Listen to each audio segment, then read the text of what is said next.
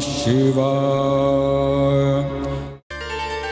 आप हैं रुद्राक्ष आंदोलन के प्रणेता माधवकांत मिश्र और आपका संकल्पित लक्ष्य है भगवान शिव को सर्वप्रिय रुद्राक्ष पौधे को घर घर पहुंचाना, उसे राष्ट्रीय वृक्ष घोषित कराना।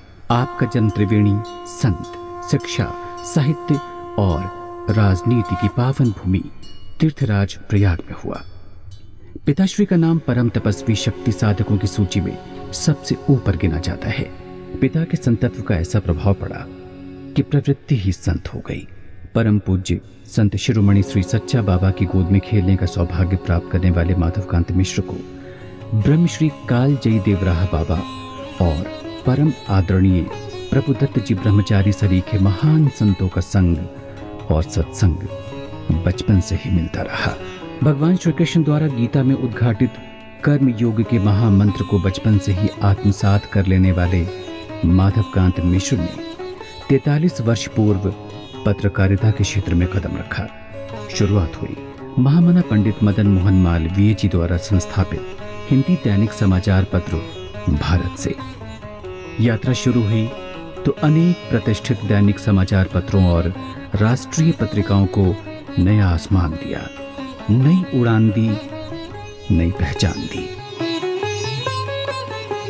प्रखर सत्यवादिता और मुखर स्पष्टवादिता में अपनी विशिष्ट पहचान बनाने वाले माधवकांत मिश्र भारत के मीडिया जगत की आध्यात्मिक क्रांति के पुरोधा हैं। भारत के प्रथम आध्यात्मिक चैनल आस्था के संस्थापन और संकल्पना में आपकी सहभागिता रही। भारतीय संस्कृति के संवाहक एवं संपोषक माधवकांत मिश्र ने साधना, प्रज्ञा, कात्यायनी और सनातन चैनलों को भी दिशा दी, गति प्रदान की। वर्तमान में सामाजिक आध्यात्मिक दिशा चैनल के मुख्य सेवक के पद पर साधनारत रहकर सनातन मनीषा, ज्ञान, परंपरा और संस्कृति की सेवा में तल्लीन हैं। पिताश्री से बचपन में ही अपने भीतर साधना के प्रस्फुटन का आशीर्वाद प्राप्त करने वाले माधवकांत मिश्र भगवान शिव की प्रेरणा से रुद्राक्ष आंदोलन के लिए पूरी तरह निस्वार्थ भाव से समर्पित हैं।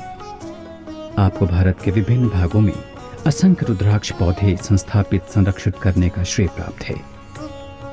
भारत के गौरवशाली इतिहास में पहली बार शिव कृपा से माधवकांत मिश्र ने रुद्राक्ष को भारत का मूल वृक्ष सिद्ध करने का बीड़ा उठाया है। लक्ष्य आसान नहीं, लेकिन संकल्प दृढ़ है। माधव जी ने लघु भारत के नाम से विख्यात मॉरिशस के तीर्थ स्थल गंगा तालाब पर रुद्राक्ष के 108 पौधे रोपकर आध्यात्मिक पार्क की स्थापना कर इतिहास रचा है।